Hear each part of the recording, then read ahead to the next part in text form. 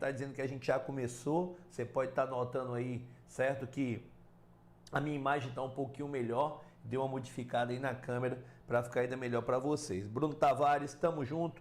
E não vamos conversar muito não. Tem aproximadamente 1h30 de evento. E nessa 1h30 a gente vai fazer o quê? Resolver exercício de questões que já foram cobradas, né, na ESA anteriormente. Então, vamos lá, certo? Questão do ano de 2021. Durante o início da colonização do Brasil por Portugal, lembrando que a colonização brasileira se inicia a partir do ano de 1530, perfeito? A partir do ano de 1530. E essa colonização contará com um projeto iniciado em 1534, vou puxar bem para cá, 1534, que é o projeto das capitanias hereditárias, capitanias hereditárias, beleza? Capitanias hereditárias, ok? Só que esse projeto das capitanias hereditárias, ele é considerado meio que um fracasso, porque efetivamente só 2 capitanias acabam prosperando, que são as capitanias de São Vicente, certo? Que vai dar origem a parte do que é hoje o território de São Paulo, e a capitania de Pernambuco, ok? Parte do atual território pernambucano. Tranquilo? O capitão donatário da capitania de São Vicente, um rapaz chamado Martim Afonso de Souza, inclusive o responsável aí pela primeira expedição colonizadora. Em Pernambuco, um rapaz chamado Duarte Coelho. Tranquilo? Esse fracasso das capitanias hereditárias fez com que nós tivéssemos, certo, um outro modelo administrativo que vai atuar em paralelo às capitanias hereditárias, ok? Que modelo é esse?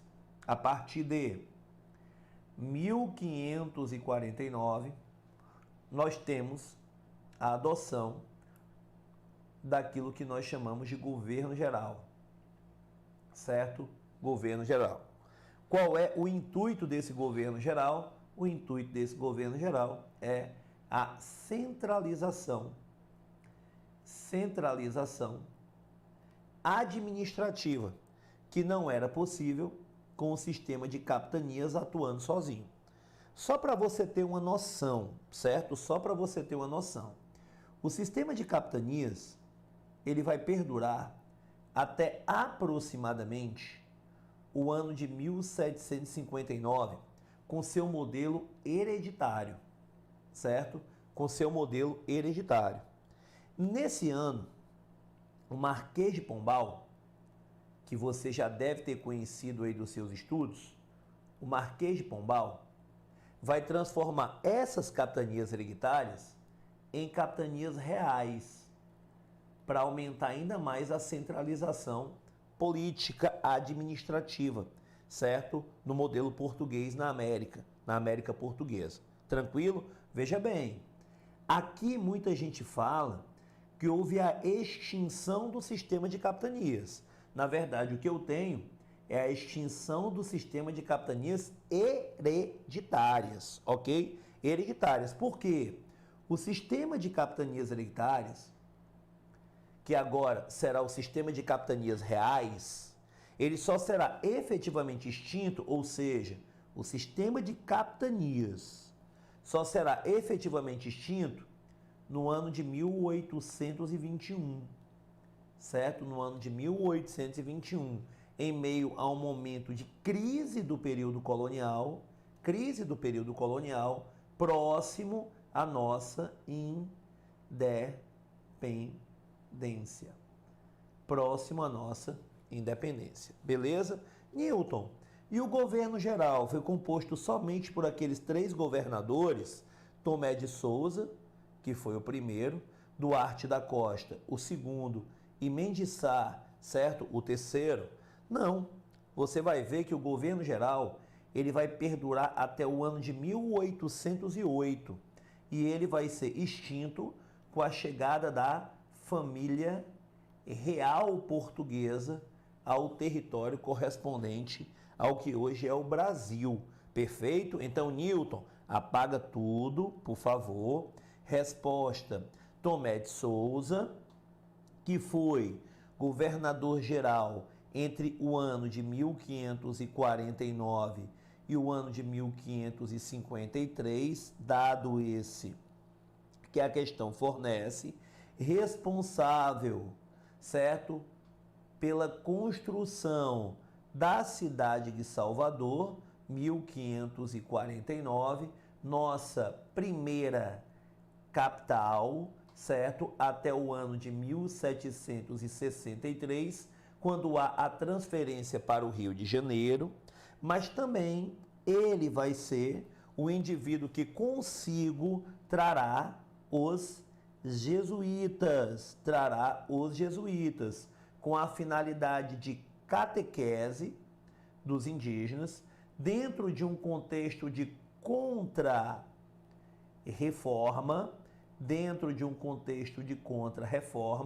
ou, se preferir, de reforma católica,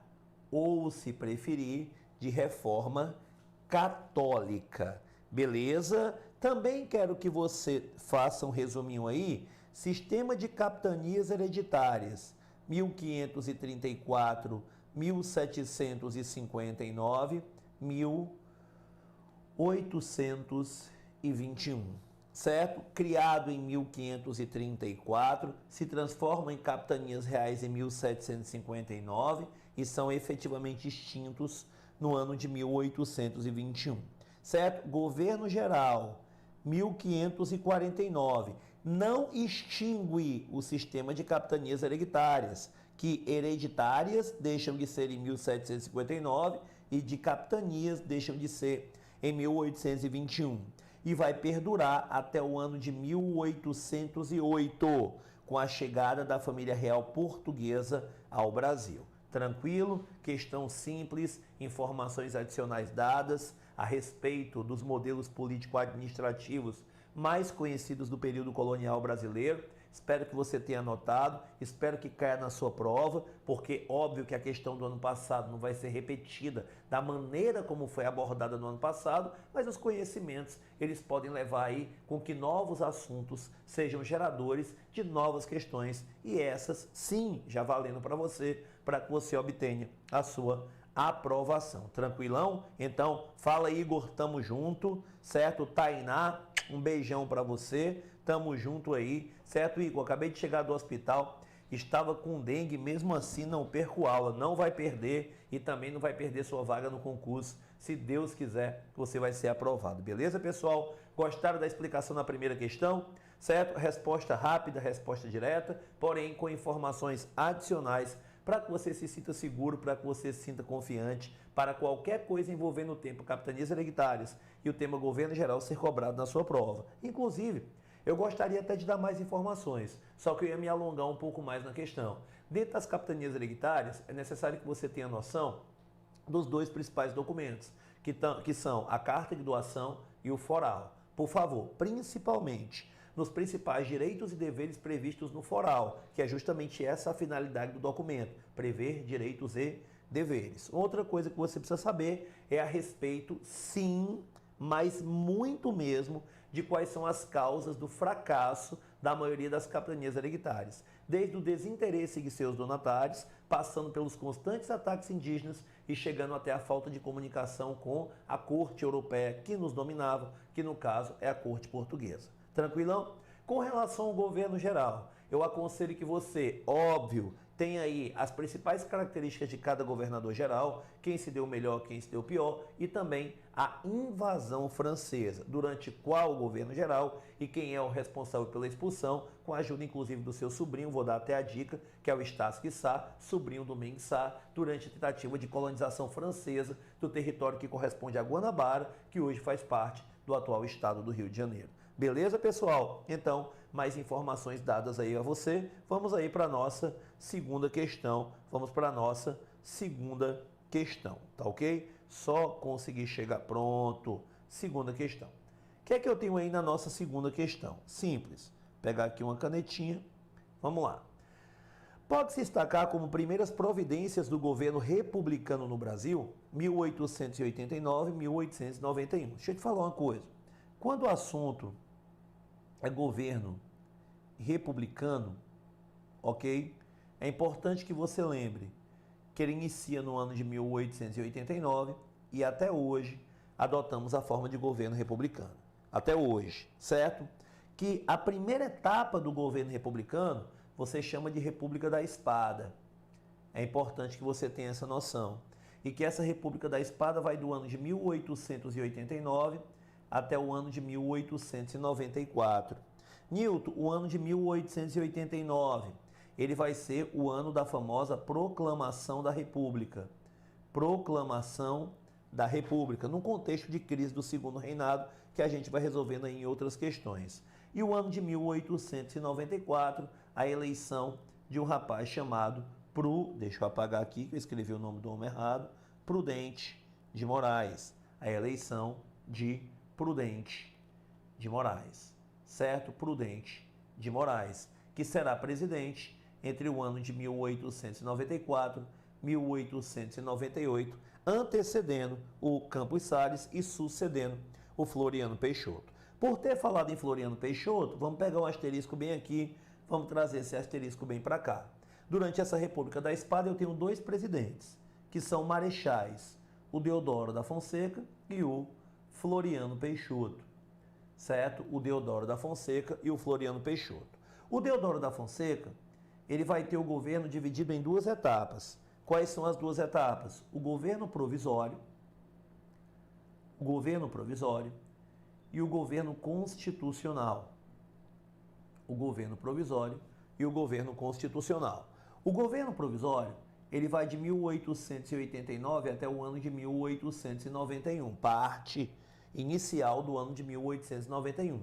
E o governo constitucional, ele dura menos de um ano, certo? Com esses meses presentes dentro do ano de 1891, tá ok? Newton, o que é que eu preciso aqui saber sobre o governo provisório? Eu aconselho que você estude a crise do encilhamento, anota essa dica, e aconselho, óbvio, que você tenha na sua mão os principais pontos da primeira Constituição republicana, que é a Constituição do ano de 1891.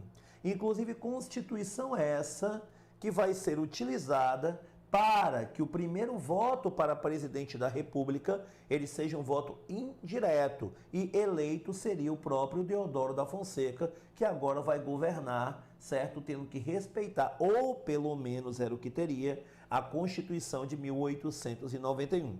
Uma tentativa de golpe, uma tentativa de hipertrofiar, de aumentar o seu poder, certo? Inclusive de cercear, de fechar, de restringir a atuação do Congresso Nacional, vai fazer com que o Deodoro da Fonseca seja retirado do poder com a ajuda da Armada, aquilo que você no passado chamava de Armada, hoje você chama de Marinha, voltando seus canhões contra o Rio de Janeiro na primeira revolta da Armada. Então, assim, do governo do Marechal Deodoro da Fonseca, em sua fase provisória, a crise do encilhamento, uma crise econômica promovida pela constante e grande emissão de papel moeda e os principais pontos da Constituição de 1891, que nós vamos trabalhar no formato de questão.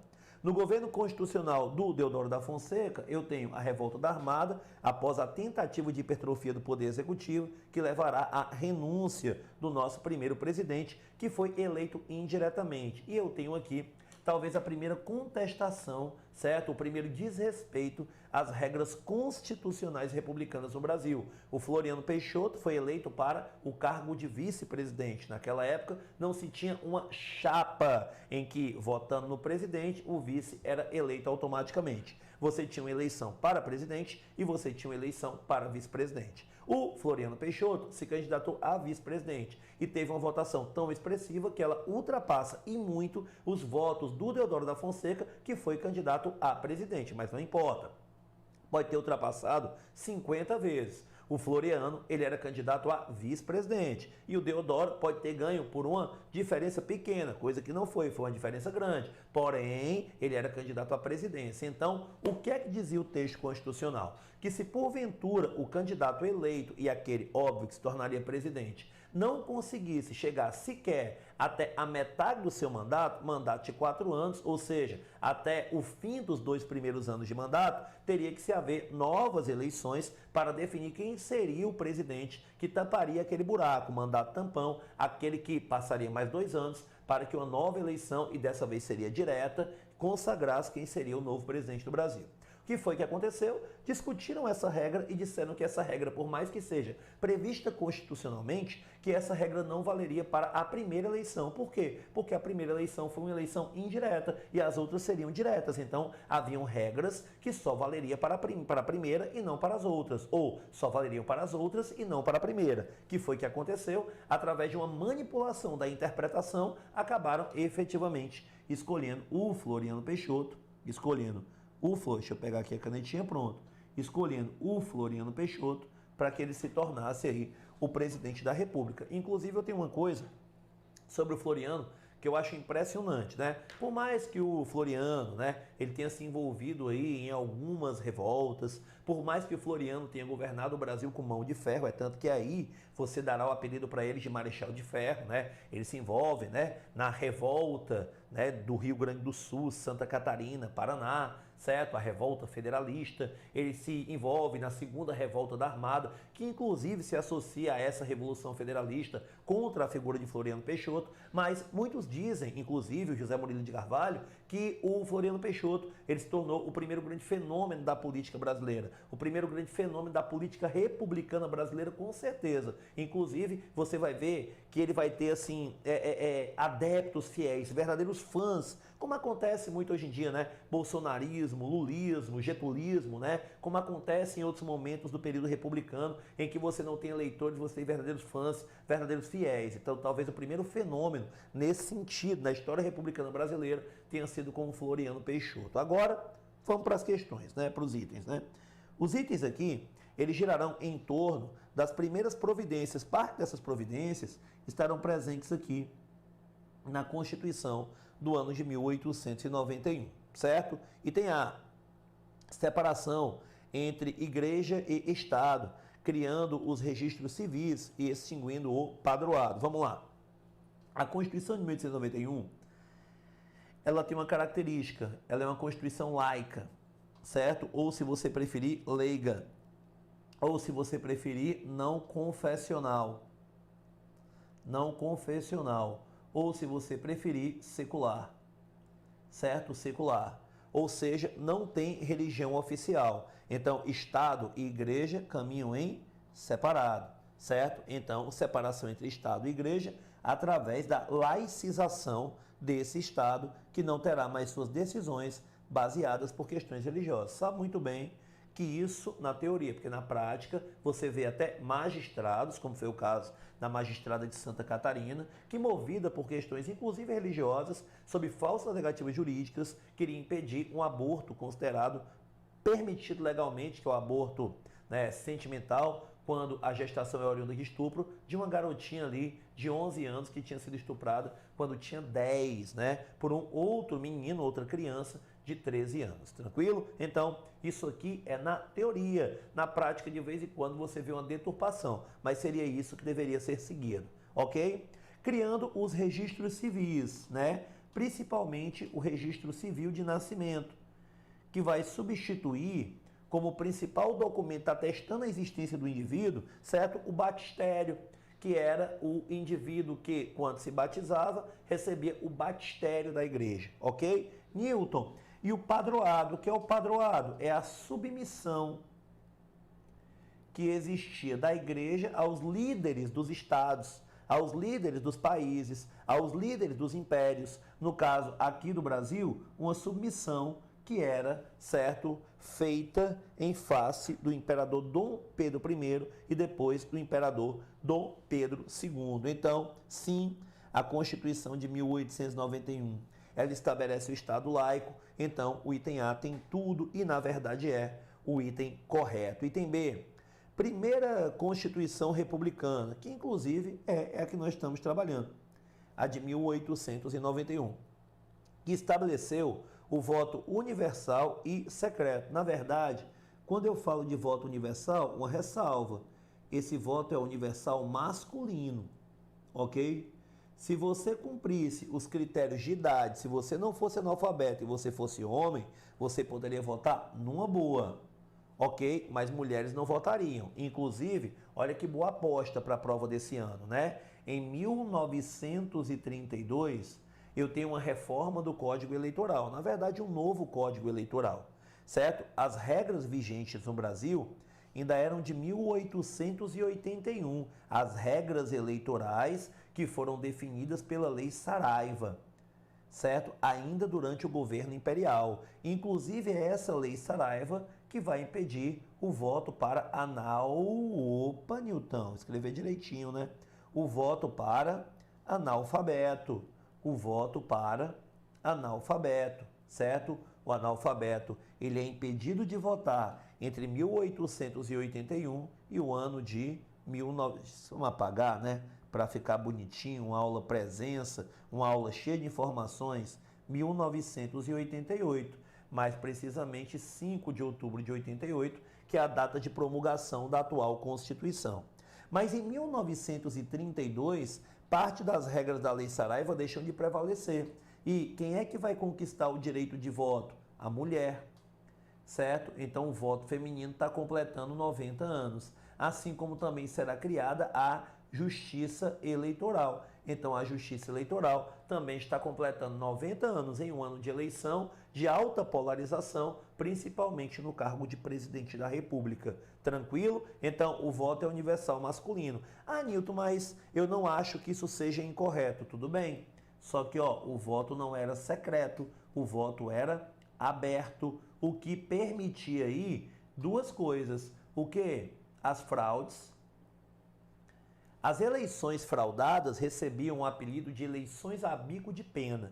Então, esse termo a bico de pena significa fraudulento, ok? E também, efetivamente, o voto de cabresto. O voto de cabresto.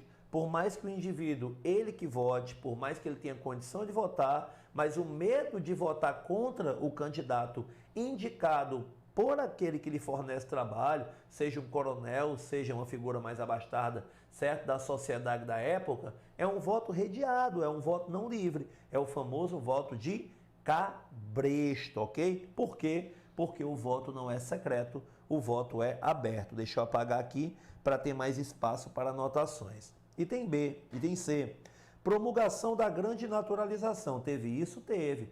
Todos aqueles que estavam presentes em território brasileiro, no momento da proclamação da República, após a promulgação da primeira Constituição Republicana, teriam até 6 meses para pedirem que não fossem naturalizados, para tentar impedir a sua naturalização. Nilton, devagar. Eu quero entender, eu sei que você está muito esforçado na tentativa de me passar mais conteúdo pelas poucas aulas de história que a gente tem, certo? De resolução de provas anteriores. Mas vai devagar para eu poder entender? Vou sim, meu amigo, e você pode pedir. Já já eu vou olhar para o chat e eu vou tentar dar uma aula no seu ritmo. Vamos lá. Eu tenho dois tipos de brasileiros. Eu tenho o brasileiro nato, aquele que cumpre regras e ele efetivamente vai ter a nacionalidade brasileira durante basicamente toda a sua vida. E eu tenho o brasileiro naturalizado. Ele era um estrangeiro ou era um apátrida, aquele que não tem nacionalidade, e decidiu e conseguiu se tornar brasileiro. Então eu tenho aquele que já é brasileiro e aquele que se torna brasileiro. Aquele que preenche os requisitos para a nacionalidade e aquele que vai pedir para que o Brasil o aceite como nacional. Esse que faz o pedido, esse que vem depois, é o naturalizado, ok? Hoje, existem regras de naturalização na nossa Constituição. Elas estão previstas lá no artigo 12, inciso 2, alíneas A e B. Mas é só para você saber que eu sei onde está. Se quiser, eu posso até reproduzir o texto, mas aí eu prefiro que você assista às minhas aulas de Direito Constitucional por isso, né? Hoje, o estrangeiro tem que pedir. Ele tem que cumprir alguns requisitos para que ele consiga, e nem todo mundo consegue. Só que na Constituição de 1891, que foi que aconteceu? Então vamos lá. 15 de novembro do ano de 1889, data da proclamação da República. Se você é um estrangeiro e você está presente em território brasileiro, a partir da Constituição de 1891, a partir da data de promulgação da Constituição de 1891, você tem até 6 meses para pedir que o Estado brasileiro não te naturalize. Ou seja, você não pede para se tornar brasileiro. Você pede para não se tornar. Caso você não peça nada, você acaba se naturalizando tacitamente. Não existe mais naturalização tácita no Brasil. Newton, por que o governo adotou essa medida dentro do texto constitucional? Com uma finalidade de tentar inibir, certo, o preconceito existente no início do período republicano e já se arrasta de um bom tempo, também foi um problema durante o período imperial, entre brasileiros e portugueses. Olha porque que a questão está errada. Amenizar o xenofobismo ou a xenofobia, que é a aversão ao estrangeiro, contra os ingleses pobres, não, contra os portugueses. Contra os portugueses. Por quê? Porque o brasileiro assim, rapaz, tu fudeu com a nossa vida, né? Nós, enquanto povo brasileiro, vieram, conquistaram, colonizaram mó e porcamente, exploraram, ficamos independentes, tivemos aí um português no poder, depois um filho de português, tá sempre na mesma merda, então vamos aqui, cara, faz o seguinte, não é mais português e brasileiro. Tava aqui no momento da proclamação, não pediu para não se naturalizar, agora é todo mundo brasileiro, numa tentativa de acabar com essa xenofobia ou com esse xenofobismo. Não era contra o inglês, era principalmente contra o português pela rusga trazida desde o período colonial. Tranquilo? Então, o item C está errado. Item D. Reforma financeira com o objetivo de estimular o desenvolvimento da agricultura. A reforma financeira... Opa, volta, bebê. Quer que eu dê aula? Não, vem para cá. A reforma financeira feita, certo? Foi a de estimular o crédito. Estimular o crédito. Para quê? Para aumentar a produção manufatureira.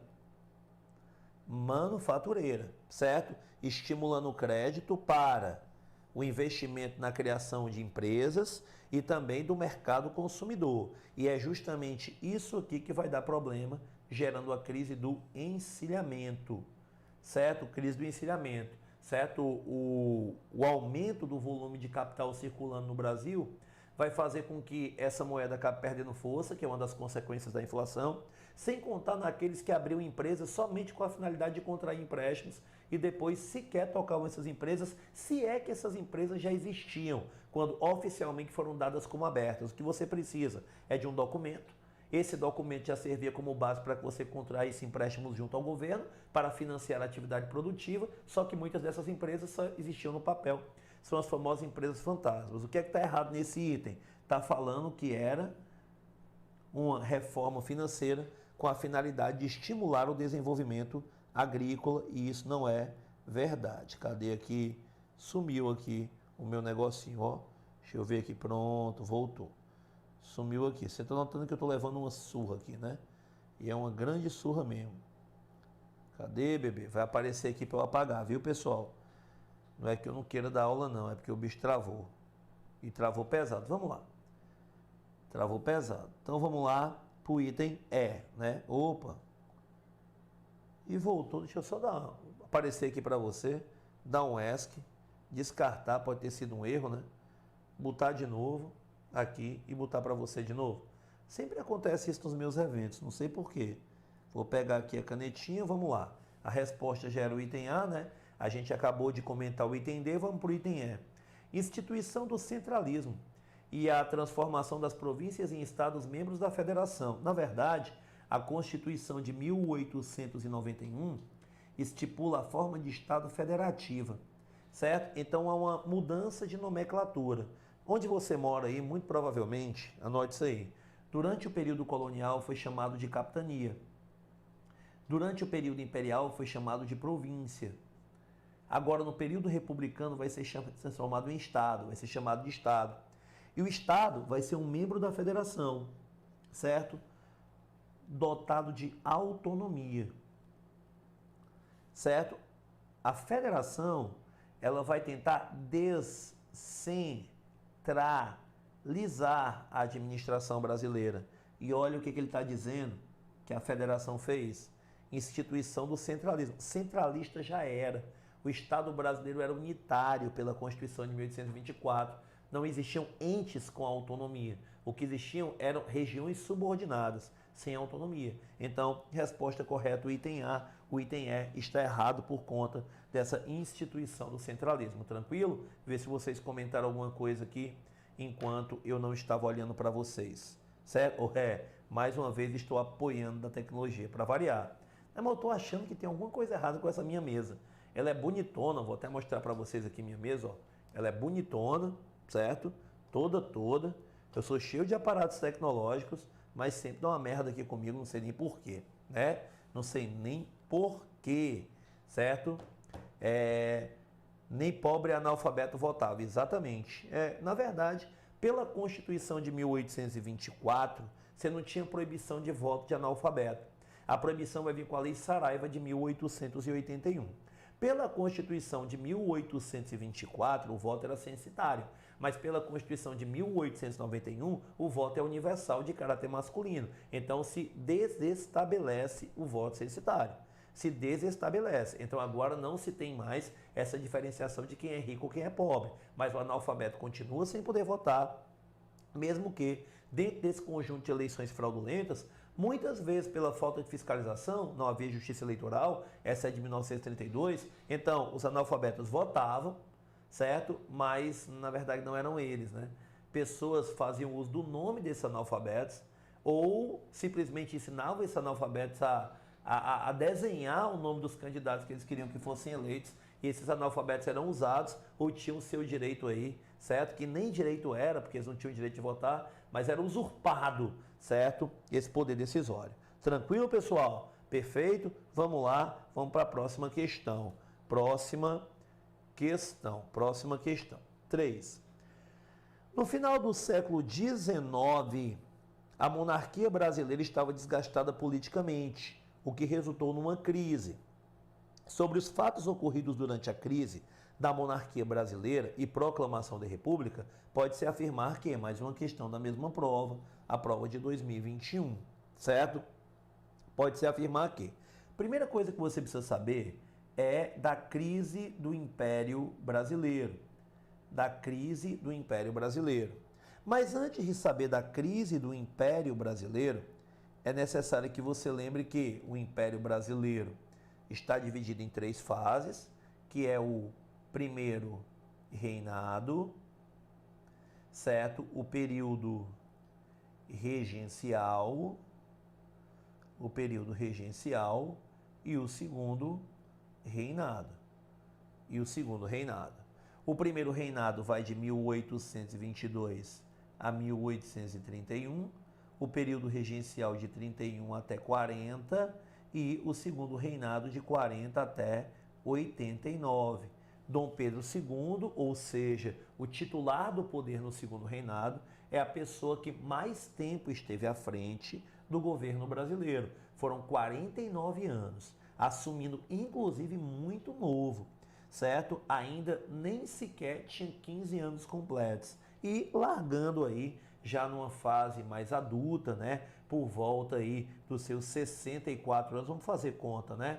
Se ele assume aí com 15 anos aproximadamente e ele fica 49 anos no poder, 49 mais 10, 59, certo? Mais 5 é 64 anos. Tem que fazer essas contas básicas aí de cabeça na tentativa de não falar besteira aqui e depois você achar que o tio até sabe história. O problema é matemática, que é uma merda na vida dele, né? Mas o Dom Pedro II é o cara, uma pessoa, a única pessoa que fica no poder do Brasil aí por tanto tempo. Nilton, depois dele eu tenho o Getúlio Vargas. Pela primeira passagem são 15 anos, da segunda são quase 4 anos, então eu tenho aí aproximadamente aí 20 anos, 19 anos de Getúlio Vargas no poder. É o presidente que mais tempo fica à frente do Brasil. Porém, a pessoa, porque não era presidente, era imperador, que fica mais tempo é o Dom Pedro II. Ok? Newton, o segundo reinado é dividido em 3 fases. Uma fase é a fase de consolidação, é a fase de consolidação.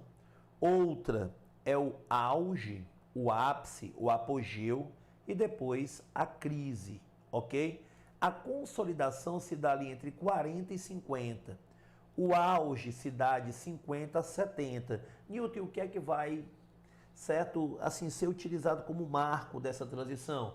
O fim da Guerra da Tríplice Aliança, certo? Também conhecida como Guerra contra o Paraguai, contra o imperialismo do ditador paraguaio Solano Lopes, como um desdobramento da questão platina, certo? A tentativa de interferência do Brasil, certo? Em situações envolvendo aí, certo? Tanto o Uruguai, quanto o próprio Paraguai, quanto a Argentina. Tá ok? Então, após a Guerra do Paraguai, ou Guerra da Tríplice Aliança, o negócio começa a degringolar no segundo reinado brasileiro, por isso que essa é a última etapa do nosso período imperial, ok? Do nosso período imperial. A crise se dá aí a partir de 70 até o ano de 1889. Então, como você já tem noção, vamos trazer essa crise para cá, porque eu tenho um espaço maior para escrever. Então, eu tenho aqui a crise, certo? A crise. Essa crise aqui, ela vai estar dividida, certo? Em questões. Newton, quais são as questões, certo? Eu tenho aí 3 questões. Quais são as 3 questões? Eu tenho a questão religiosa, ok? Eu tenho a questão militar, eu tenho a questão abolicionista, certo? A questão abolicionista, e eu tenho também, certo? A questão republicana. Certo? Então, são 4 questões. A questão religiosa, a questão militar, a questão abolicionista e a questão republicana. Assim, né? É uma aula de revisão, é uma aula de correção de questões. Então, eu vou tentar ser o mais genérico, porém, eu vou tentar te ajudar na medida do possível, na medida do que eu posso fazer. Eu nem vi aqui a minha imagem no YouTube, deixa eu ver aqui, certo? Ver se a minha câmera tá boa. Nem tinha visto ainda. Pô, tá bem legal, né? Melhorou bem minha imagem. Tô gostando disso aí, viu? Tô gostando. A Tainá tá dizendo que a guerra do Brasil versus Paraguai foi igual o Brasil na Copa, só vitória. Na verdade, não. Nós temos, inclusive, algumas derrotas, Tainá. O que vai acontecer é que, com o passar do tempo, né, o Paraguai ele vai se enfraquecendo, principalmente por conta do cerco que é feito a ele, entre acordos firmados, né, isso em 1865, acordos firmados entre Brasil, Argentina e Uruguai. Mas, efetivamente, quem vai levar esse conflito nas costas aí é o Brasil, mas não é só vitória, não. Beleza? Então, vamos lá. Vamos pegar aqui a questão religiosa, que foi eu coloquei aqui como sendo a primeira. A questão religiosa, que eu coloquei aqui como sendo a primeira. O que é que tem nessa questão religiosa que é tão importante? Cara, é o seguinte. A Igreja Cristã Católica, ela quis, certo, resgatar um pouco das suas origens, né? Através de práticas mais ortodoxas, de um combate maior, aquilo que não estava ligado à essência, à origem de sua fé. E acabou-se aí produzindo um documento, certo? Que é a bula Sílabus, que tenta resgatar essas origens. E esse documento, ele acaba promovendo um conflito, um confronto, uma rusga, certo? Um distanciamento com a maçonaria, certo? Maçonaria, que é eu não sei nem como é que eu defino a você maçonaria, que é um grupo, né, agregado a uma doutrina, que tem aí uma interpretação, inclusive, das religiões, certo? E a maçonaria era praticada pela família real, inclusive pelo Dom Pedro II. Então, se proibiu, inclusive, o acesso dos maçons, certo, aos cultos católicos. Muitos acreditavam que isso não vai dar em nada, certo? O Estado brasileiro, na figura do imperador, ele controla a igreja, certo? Existem elementos dentro da nossa Constituição, o beneplácito e o padroado, que permitem o controle da igreja. Só que você vai ver que alguns clérigos decidiram pagar para ver e disseram assim, não, a gente vai aceitar, acatar o entendimento da bula sílabus, né? Dois em especial, o bispo de Olinda e o bispo de Belém. E o que é que vai acontecer? Eles são presos e seriam condenados a trabalhos forçados. Essa condenação depois é revista pelo imperador e eles acabam sendo libertados. Mas essa ideia de uma população católica, certo? O imperador maçom não aceitando o que a Igreja Católica pede, vai acabar enfraquecendo a popularidade dele. Então é um fator de crise. Número dois aqui, os militares. Os militares, eles retornam da Guerra da Tríplice Aliança, da Guerra do Paraguai, e eles retornam achando, poxa, cara, eu livrei a nação de um governo imperialista que inclusive já tinha até adentrado o que hoje seria o Mato Grosso do Sul. Então eu vou ter mais prestígio político, eu vou ter mais voz, eu vou ter melhores condições, um aumento do soldo. E na verdade o que os militares encontram não é isso. Por conta de uma pressão, principalmente dos civis, para que o imperador ele não tivesse mais um grupo de influência ao qual dedicar atenção, os militares acabaram recebendo o contrário do que esperavam. Foram, entre aspas, censurados, proibidos de falar sobre política e não viram condições para o exercício militar melhorando no Brasil. Então isso acabou também se tornando um grande problema para o imperador no futuro. A questão abolicionista, as duas questões mais importantes eu considero essas aqui, ó, para fins de prova. A questão abolicionista. Há muito tempo o Brasil ele vinha aí levando a Inglaterra, que exercia forte pressão pelo fim da escravidão, meio que na maciota. Meio que, Inglaterra, olha a lei que eu fiz, tá vendo? Tá vendo? Pronto. Inglaterra, olha para lá. Não respeita essa lei. Não respeita essa lei. Ô, Inglaterra, viu aí? Olha a pressão que rolou, hein? Tamo junto, hein? Tamo junto. Na verdade, eram leis para inglês ver, ou leis que tinham pouca aplicação prática. Só que desde a proibição, certo, do tráfico de escravos, com a lei Eusébio de Queiroz, que já era, né, fruto de uma pressão do militarismo inglês com o Bill Aberdeen de 1845, cada vez mais se caminhou para que o trabalho escravo ele fosse efetivamente considerado algo não compatível com um país que quer se modernizar. Então, em 13 de maio de 1888, né, representando o governo, a princesa Isabel vai assinar a Lei Áurea. Eu costumo dizer que é uma lei que só tem 2 artigos. Para ver como lei é importante, não precisa ser grande. Então, ela, princesa Isabel, ela vai acabar efetivamente colocando o pai dela em maus lençóis. Por quê? Falar que os grandes cafeicultores eram contrários ao fim da escravidão, naquele momento eu acho que não corresponde 100% à verdade. Então, não sei se os grandes cafeicultores eram contrários à escravidão, ao fim da escravidão.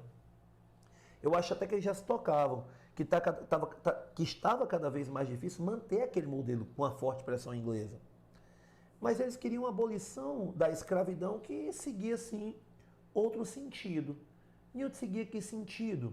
Seguia a ideia de uma abolição da escravidão indenizada, em que esses cafeicultores recebessem pelo prejuízo que alegavam ter, que era o prejuízo de perderem os seus investimentos esses feitos em vidas humanas, que eram os escravos. Então, o que vai gerar realmente problema? Para os cafeicultores, uma abolição sem pagamento de indenização. E para os ex-escravos, uma abolição sem nenhum tipo de programa de inserção à vida liberta da sociedade. Ok? Isso vai gerar problemas. Grande parte dos cafeicultores, que até então idolatravam Dom Pedro II pela proteção que ele dava ao café, principalmente na região paulista, migrarão para uma oposição. E essa oposição crescente era uma oposição republicana. Por isso que eu coloquei essa questão republicana. certo? Inclusive, o pensamento republicano no Brasil, ele remete ali, ó, só para você ter noção, em Confidência Mineira, de 1789, a Conjuração Baiana, de 1798, a Revolução Pernambucana, de 1817, certo? De 1817. Meus queridos, Newton, então, pera ainda, quer dizer que não é algo novo? É, não é algo novo, ok? Agora, Newton, o que é que efetivamente, certo? Esse pensamento republicano, ele pede o seguinte, eu venho para cá, ó. Pede o seguinte, se você pensa em república, você pensa em basicamente três coisas. O líder tem que ser eleito para um prazo determinado no poder, exercendo responsabilidade sobre sua atuação. Inclusive, se ele não for responsável pelo que faz, ele pode ser retirado, que seria a figura do impeachment, que a gente vê hoje. Tá ok? Então vem cá, numa monarquia, o líder não é eleito, ele é escolhido, ou ele recebe de hereditariedade. Não tem prazo, é até a morte ou a renúncia. Não tem responsabilidade, basta você pegar a Constituição de 1824, entendia a família real como sendo inimputável, incapaz de responder penalmente pelos seus atos. Então, pensou em república, pensou em uma contestação ao pensamento monárquico. Tá ok? Então vamos lá. Vamos lá comigo. Inclusive, um dos principais documentos do pensamento republicano brasileiro é o Manifesto Republicano de 1810, do PRP, Partido Republicano Paulista, que é um dos principais partidos nesse sentido. Vamos lá. No final do século XIX, a monarquia brasileira estava desgastada politicamente. Eu expliquei os motivos. O que resultou numa crise e eu expliquei as questões. Sobre os fatos ocorridos durante a crise da monarquia brasileira e proclamação da República, pode-se afirmar que, item A Igreja Católica foi a única instituição que apoiou o imperador até a sua queda. E a questão religiosa, envolvendo a bula Sílabus, certo? Questão religiosa. Ok? B. O Manifesto Republicano já havia sido lançado. O Manifesto Republicano é de 1870. No final do século XVIII, pela Conjuração Carioca. 1794, a Conjuração Carioca. Então eu tenho aqui, efetivamente, certo, uma diferença de tempo. Você concorda comigo? C. A proclamação da República foi efetivada sem a participação dos militares. E a questão militar, certo? O poder das armas está com os militares. E sob a liderança, por mais que não fosse um líder nato, certo? De caráter político. Ele foi muito mais usado do que outra coisa. O Marechal Deodoro da Fonseca, o primeiro presidente que se torna militar. Então, o item C está errado. Item D, com a abolição da escravidão, muitos senhores de escravo que não foram indenizados por essa abolição passaram a apoiar a causa republicana. Resposta correta, o item D. São os famosos republicanos de última hora. Republicanos de última hora. O governo monárquico não reagiu à situação difícil que se encontrava. Na verdade, quando eu digo não reagiu, cuidado para você não confundir. Quando Dom Pedro II é afastado do poder, é oferecida inclusive ajuda chilena para que ele retorne ao poder.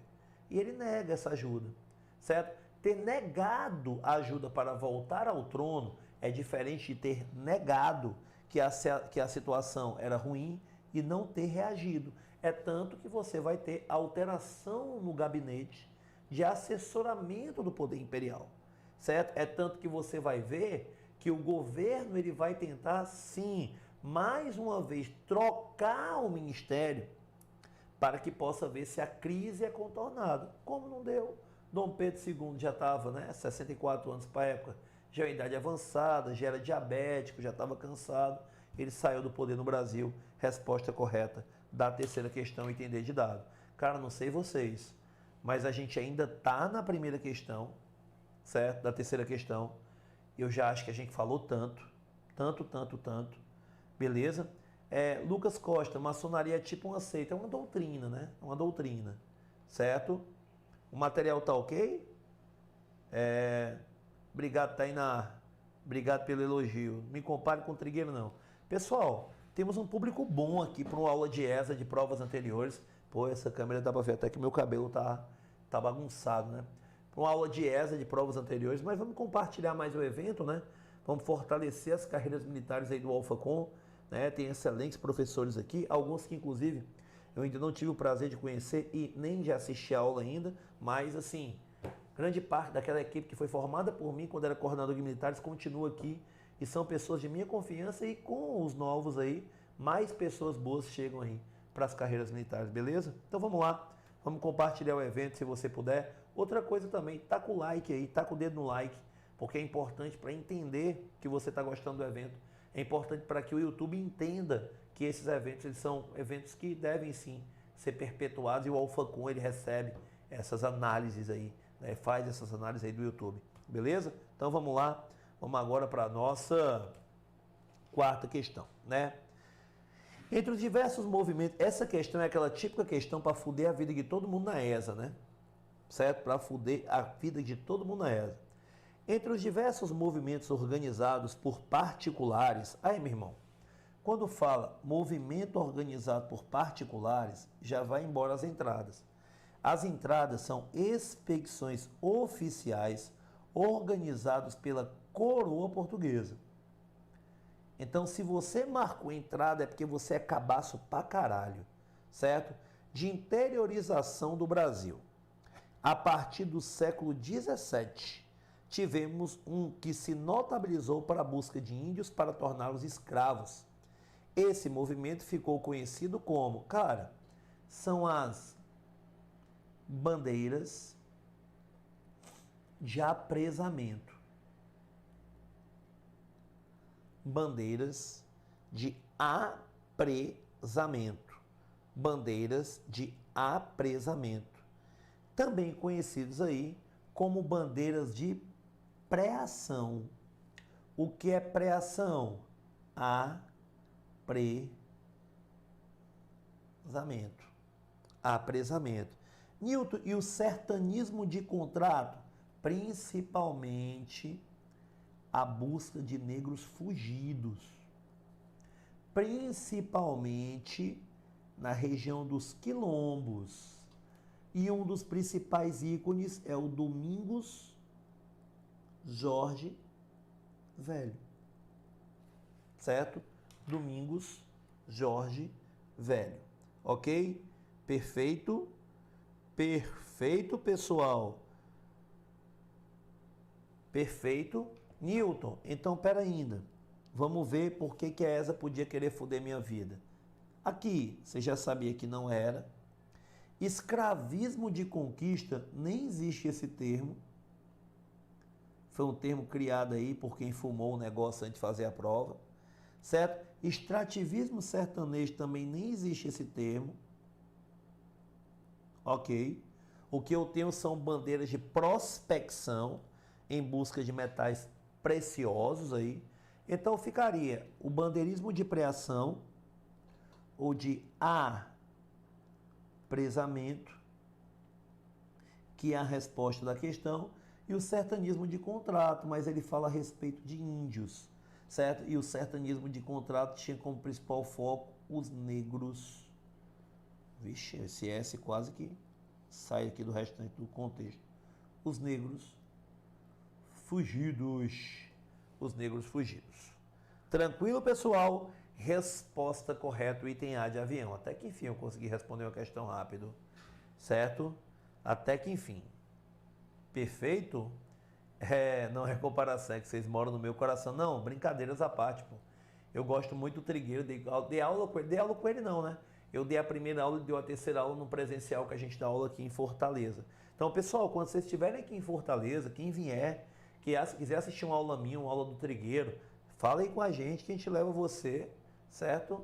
Para assistir uma aula com a gente de boa, né? Tá passando por Fortaleza, quer dar uma conhecida nos professores do AlphaCom, dá uma ligada, né? Manda uma mensagem aí no Instagram, que a gente sempre, eu no meu caso, né, como meu Instagram é fechado, a gente sempre faz de tudo aí para poder ajudar vocês, beleza? Faz de tudo para poder ajudar você, beleza? Ok? Tranquilo? Vamos ver aqui se tem alguém que mandou mensagem aqui pelo Instagram. Qualquer dúvida, manda aí pelo Instagram que eu tento ajudar vocês, né? Aí publicaram, né, que o evento da gente aqui no WhatsApp também nenhum tipo de problema, certo? Algum tipo de problema. Tranquilão, perfeito, certo? Nossa, ainda bem que eu não estava olhando o WhatsApp, porque efetivamente eu não tinha visto, certo? Só o pessoal do Alfa me cobrando material. Próxima questão, vamos lá, olhar mais para esse WhatsApp não, que eu perco o foco, certo? Que eu perco o foco, tranquilo? A eleição indireta de Getúlio Vargas para a presidência nacional, na qual foi eleito para um mandato de 4 anos, ocorreu no ano D, certo? Ocorreu no ano D. Tranquilo, pessoal. Questãozinha também tá querendo pegar você, né? Vem para cá. Era Vargas. Era Vargas, certo? 1930, 1945. 1930, 1945. 3 períodos. Governo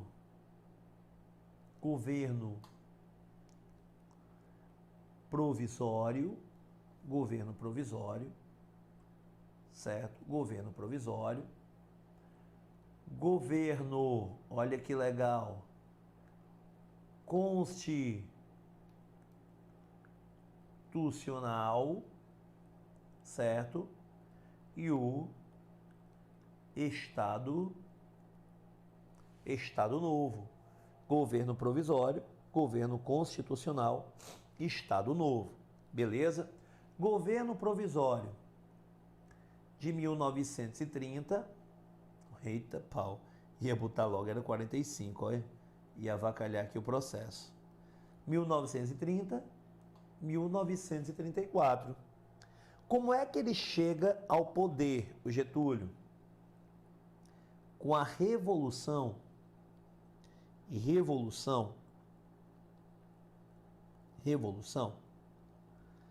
1930. Revolução de 1930.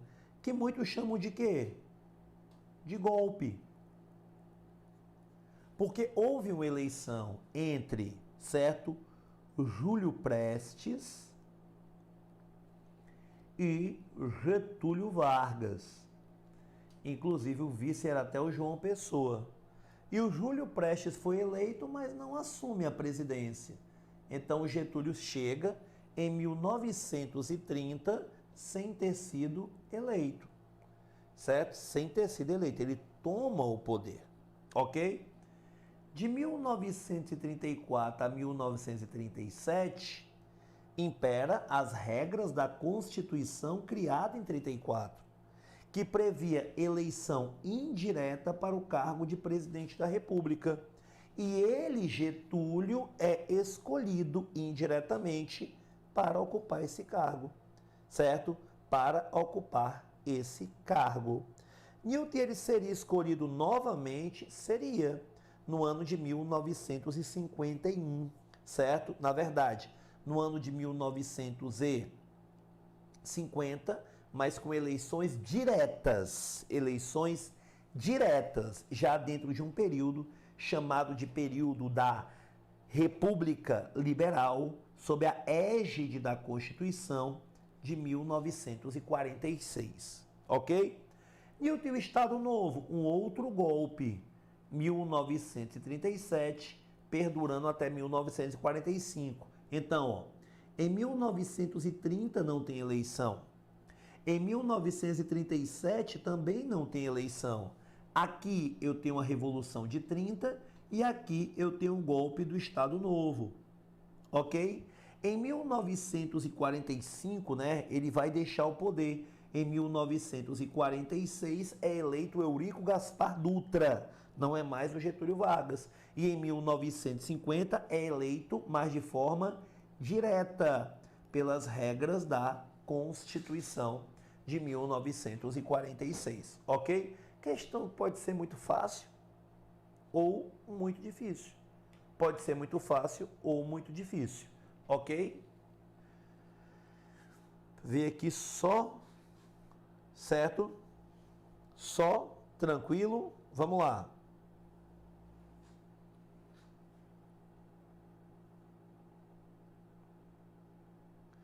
Respondam para mim a questão de número 6. Por favor, um minutinho para vocês aí.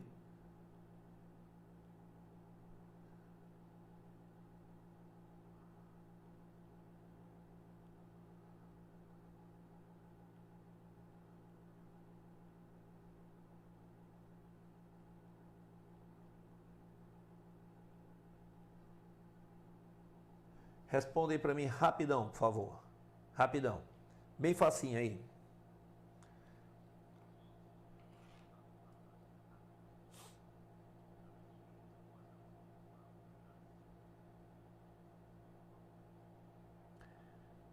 Vejam.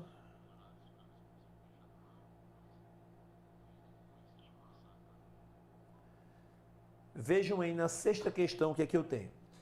A revolta dos malês. Cara, deixa eu te falar uma coisa, certo?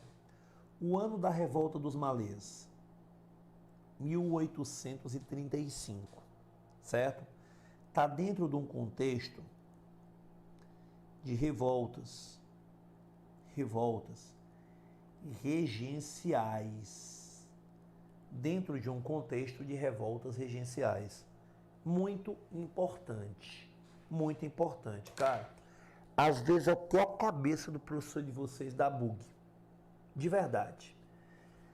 E é porque eu dou aula de, assim, se comparado com tanto de matéria que você estuda, você e para ESA estuda português, matemática, história, geografia, inglês, redação, certo? Tudo bem que eu posso subdividir português e gramática, interpretação e até mesmo aí algumas pitadas de literatura, né? Que inglês, gramática e interpretação, história, embora seja só história do Brasil, mas você tem que ter uma contextualização da história geral, enfim. Eu dou aula de constitucional, humanos, atualidade, geopolítica, promoção de igualdade racial e história, ok? Quer dizer, mais ou menos as mesmas matérias aí que você, quantidade de matérias você estuda. E de vez em quando tá um bug quando chega em uma matéria ou outra, por exemplo, uma coisa muito comum é você confundir, certo? Uma revolta regencial com uma revolta nativista com uma revolta emancipacionista, certo? Revoltas nativistas são aquelas ocorridas no período colonial que não contestavam o pacto colonial.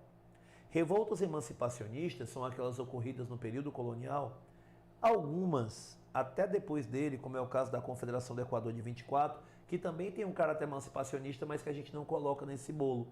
Por quê? Porque a gente coloca como emancipacionista aquelas que queriam a independência, certo? Nem que seja somente daquela região, porque ainda não havia aí um sentimento nacional. Mas se eu ampliar, né, o termo emancipacionista, eu vou colocar para outros movimentos ocorridos na história do Brasil. Mas emancipacionista você entende como sendo aquelas do período colonial que pregavam a independência de determinadas regiões, ok? E eu tenho as revoltas também, conhecidas como revoltas regenciais. São revoltas que, via de regra, elas se iniciam entre os anos de 1831 e perduram aí. Na verdade, algumas ultrapassam, como é o caso da Revolução Farroupilha, mas elas se iniciam entre 1831 e 1840. Quais são as principais revoltas regenciais? Eu tenho aqui a cabanagem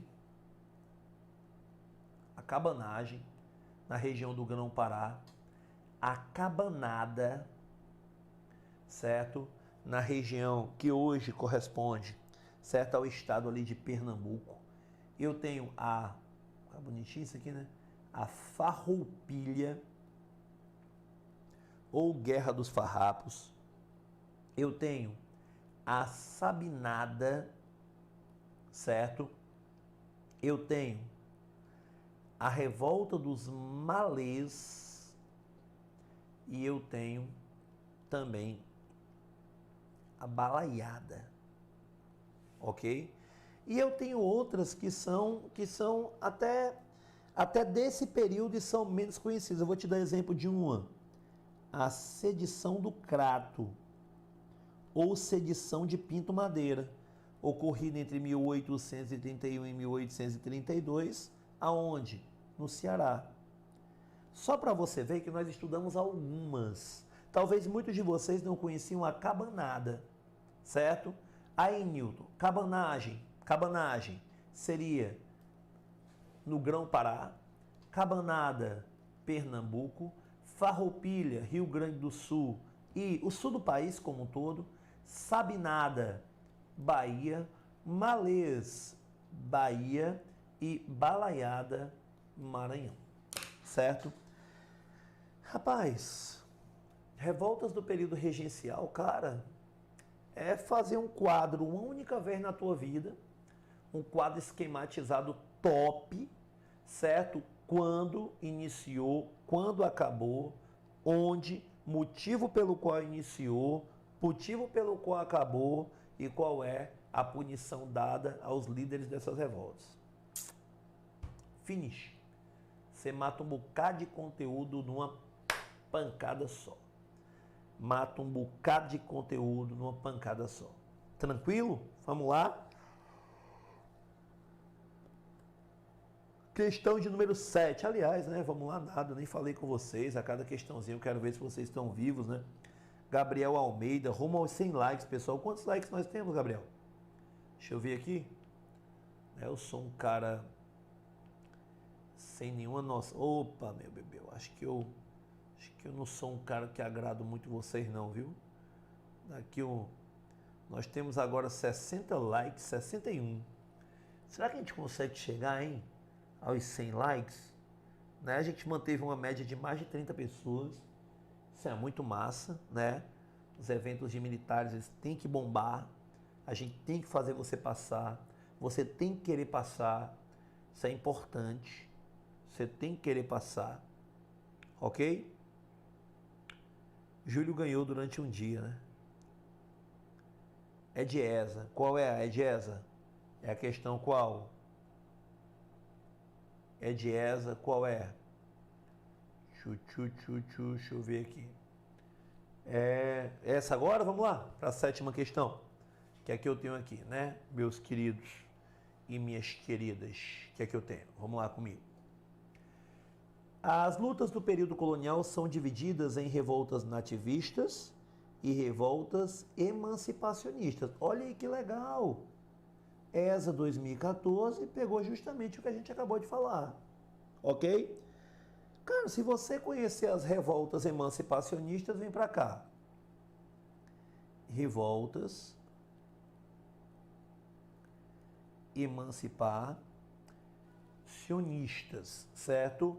Revoltas emancipacionistas, certo? Revoltas emancipacionistas, ok? Vamos lá.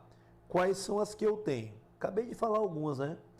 Certo? Acabei de falar algumas aí, né? O que é que eu tenho aqui? Eu vou ter a Inconfidência Mineira, certo? Eu vou ter a Conjuração Baiana, certo? A Conjuração Baiana, ok? E eu vou ter aqui, certo? Aquilo que nós temos como a Revolução Pernambucana. A Revolução Pernambucana. E o tá ficando feio? Vamos lá. Bem aqui. Revoltas emancipacionistas. Agora tá ficando bonito. Revoltas emancipacionistas, ou, se preferir, separatistas, certo? Aí eu tenho aqui, ó, pá, Inconfidência Mineira. Eu tenho aqui a Conjuração Baiana. Eu tenho aqui a Revolução Pernambucana. Anos 1789, 1798, 1817. Só que eu tenho uma aqui que é, assim, menos conhecida, que eu já citei ela hoje, que é a Conjuração Carioca. Efêmera, mas tinha caráter, certo? Mas tinha caráter emancipacionista. Então, eu vou colocar aqui por desencargo de consciência. Ok? Vamos lá. A revolta de Vila Rica, ou revolta de Filipe dos Santos, é um movimento nativista. Ok? A revolta dos Mascates, ocorrida entre Recife e Olinda no começo do século XVIII, é um movimento nativista. A revolta de Amador Bueno, a aclamação de Amador Bueno, que nem sequer chega a ser um conflito, é um movimento nativista, certo? A revolta de Palmares, na verdade, nem sequer existe essa revolta. O que existe é a contestação, certo? Por parte dos negros de sua escravidão. Resposta correta, o item C. Mas você diz, Nilton, mas não eram essas? Por que o item C volta? É a resposta correta. Vem para cá. Revolta dos Alfaiates. Conjuração Baiana. Conjuração Baiana. Certo? Ou revolta dos Búzios. Talvez essa você não conhecesse, né? Revolta dos Búzios. Tudo isso significa a mesmíssima coisa. Então, resposta correta aí, o item C de casa, meu querido. C de casa. C de você dizendo conseguir a aprovação. Eita, menino! Rapaz, me diga aí, vai lá. Agora, nunca sou de fazer esse tipo de pergunta, entrar aqui na sua intimidade, né? O que você vai fazer, hein? No dia que você conseguir essa aprovação. Deixa eu descer um pouco mais essa câmera aqui. O que você vai fazer no dia que você conseguir a aprovação? Que é? Me diga aí, no dia que você chegar em casa assim, pô, passei, o que você vai fazer? Quero ouvir as respostas aí. Enquanto isso, eu vou para a 8ª questão, certo? Vou aqui para a 8ª questão.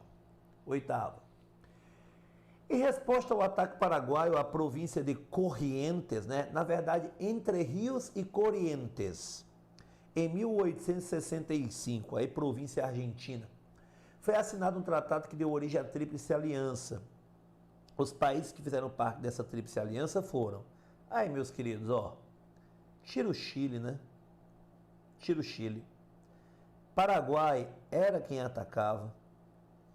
Mais uma vez o Chile aparece aqui de gaiato. Mais uma vez o Chile aparece aqui de gaiato. Certo? Pelo amor de Deus, né? Você tem o Brasil, a Argentina, o Chile é uma tripinha ali do lado, né?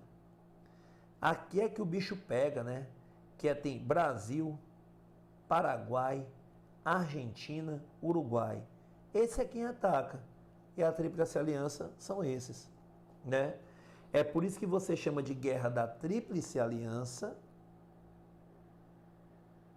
ou de Guerra do Paraguai. Na verdade, é guerra contra o Paraguai, né? O Paraguai de um rapaz chamado Solano Lopes. E não caia nesses mitos não, viu? Ai, que o Paraguai era um país desenvolvido. Ai, que a guerra foi financiada pela Inglaterra para romper o desenvolvimento paraguaio porque era uma ameaça. Não. O Paraguai tinha sim algumas coisas que davam certo. Certo? Uma política de educação, certo? As instâncias do trabalhador que eram locais, né? Em que os trabalhadores encontravam empregos, então tinha um baixo índice de desemprego, um baixo índice de analfabetismo. Mas o Paraguai não era isso tudo que o pessoal chama não, ok? Mas a resposta aí foi simples. Resposta do item B de bola. 9ª questão. Ah, eu nem vi lá a resposta de vocês, né? O que, que vocês vão fazer? Tomar um, o Gabriel. Não, Gabriel, pelo amor de Deus, mancha. Tem que se preparar, mas para as outras fases, né, da tua aprovação. O Gabriel vai logo tomar uma. Bicho safado. E tu, Rafael, Tainá, o que, que vocês vão fazer? E as outras 30 pessoas que estão aqui, o que, que fariam? Certo? Quando conseguissem aí a tão sonhada aprovação, o que é que vocês fariam? Vamos lá, nona. O alvará de 1º de abril de 1808, né? Alvará de 1808 vai revogar o alvará de 1785. O alvará de 1785 proibia a manufatura. Se eu estou revogando, eu estou permitindo as manufaturas, né? Autorizando. Contudo, meus queridos, vão ter dois fatores que vão se tornar um obstáculo para o desenvolvimento da indústria brasileira. Lembrando que o Brasil, ele já teve surtos de industrialização. Surtos. Eu cito dois. O ano de 1844, durante o segundo reinado, com a tarifa Alves Branco. Tarifa Alves Branco. Durante o governo aí do imperador Dom Pedro II, com os investimentos do Barão e depois Visconde de Mauá, certo? E o ano, ia botar era 1800 só, o ano de 1917, com a substituição das importações oriundas da Primeira Guerra Mundial. Primeira Guerra Mundial. Porém, a industrialização brasileira mesmo, só a partir de 1930, com um cara que a gente já falou aqui, Getúlio Vargas, certo? E o seu projeto nacionalista, que vai ganhar força principalmente ali na década de 50, quando ele retorna ao poder. Ok? Mas, Newton, em nenhum momento você citou o ano de 1808 ou um ano próximo. Você foi citar o ano de 1844. É porque nós tínhamos alguns empecilhos. Vamos ver aqui pelo item E. Concorrência dos Estados Unidos, interesses dos produtores de café. Na verdade, deixa eu te falar uma coisa. O café, ele começa a ganhar força a partir de 1850. E aqui estamos falando de 1808. Então o item está errado. Item D, concorrência holandesa e os interesses dos cafeicultores, mesmo problema. Item C, interesse dos mineradores e dos produtores de açúcar. Mineradores, cara, o ciclo da mineração se deu durante o século XVIII. Interesse dos cafeicultores, mais uma vez. Então a resposta fica sendo item A. A manutenção da escravidão, que só seria abolida em 1888, o trabalhador escravo, ele é de baixa qualificação, porque, óbvio, o indivíduo está sendo forçado a trabalhar. Pelo amor de Deus, não acho que isso é uma ofensa, não. E a concorrência com os ingleses, porque já no ano de 1808, eu também teria o decreto de abertura dos portos. E os produtos ingleses chegam aqui a rodo. Em 1810, eu tenho o Tratado de Comércio e Navegação e o Tratado de Aliança e Amizade. Dentro do Tratado de Comércio e Navegação, os produtos ingleses pagam impostos menores do que os produtos portugueses. Então, a concorrência com os produtos ingleses, Inglaterra, berço da Revolução Industrial, vai ser absurdamente difícil, certo? De conter, de dar conta. Tranquilo? Então, o item A de avião é a resposta correta dessa nossa penúltima questão. E cadê? 10ª. E a nossa última questão agora. Entre as consequências da atividade mineradora na colônia do Brasil, dos séculos 17 e 18, veja bem, sempre marque, ó. É incorreto afirmar que favoreceram. Então vamos lá. Começar pelo E. O desenvolvimento urbano, a sociedade da mineração, ela é urbana. Se comparado com a sociedade da cana-de-açúcar, que é rural, a sociedade mineradora, ela vai promover muito maior desenvolvimento urbano. A conquista do Brasil Central, sim, porque Minas Gerais não era o único, certo, local que se buscava mineração. Mas Minas, se você parar para pensar, Minas não tem litoral. Vai ser desmembrado de parte do território paulista. Então você vai conquistar aquela região central do Brasil. O item está correto. Seu povoamento da região das Minas, não preciso nem falar. A integração econômica, principalmente através do comércio, que tinha como finalidade o abastecimento da região mineradora, certo? Então, só restou aí o item A. Inclusive aqui o abastecimento feito pelos tropeiros, que vem tanto do sul como também do nordeste brasileiro. O enfraquecimento do mercado interno, não. Esse abastecimento aqui, ele vai promover apaga bebê, ele vai promover apaga fortalecimento. Ele vai promover um fortalecimento do mercado interno. Resposta correta, o item A. E aí nós tivemos 10 questões resolvidas com muita informação, certo? De provas anteriores, 2021 e 2014 para você. Olha aí, todo mundo acertou, né? Dá um murro na cara de muitos, o Thiago, ó. Dá um murro na cara, esse aí tá triste, viu? Contar para aqueles que nunca acreditaram. Para de se preocupar com quem nunca acreditou em vocês, macho. Para com isso, certo? Vão se preocupar aí. Tem algum problema aqui.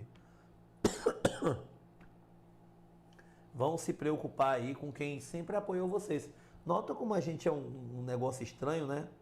Muita gente apoia vocês, mas vocês estão preocupados aí. Cadê meu negócio? Pronto. Mas vocês estão preocupados muito mais com quem não apoiou, cara. Certo? Aí, ó, a Tainá, ele ia agradecer a Deus primeiramente. Cara, primeiro tem que pensar em agradecer. Primeiro tem que pensar que sua conquista, ela deve ser comemorada. Certo? Deixa que as pessoas que não acreditaram em ti, elas vão, certo, ter que engolir o teu sorriso, tem que engolir o teu sucesso. São pessoas que vão ter que dizer, olha, infelizmente nós ficamos, e ele foi. Nilton, mas é porque quem fala, dane-se, cara. Se motiva, certo, para passar. Com as pessoas que não falaram bem de ti, que falaram mal, beleza, pode ser motivação para tu passar. Mas depois que tu for aprovado, velho, já era. Não precisa mais estar pensando nesse povo. Vai curtir tua vida. Tu vai ser concursado, tu vai ser sargento do Exército Brasileiro. Tu vai ter uma boa remuneração, tu vai ter estabilidade, tu vai ter um plano odontológico, tu vai ter auxílio psicológico, tu vai ter tudo que uma pessoa bem-sucedida pode ter, e pode ser só o primeiro passo. Depois você pode ir em busca de novas conquistas. Beleza? Obrigado pela participação. 1h30 de evento. Beijo no coração. Valeu.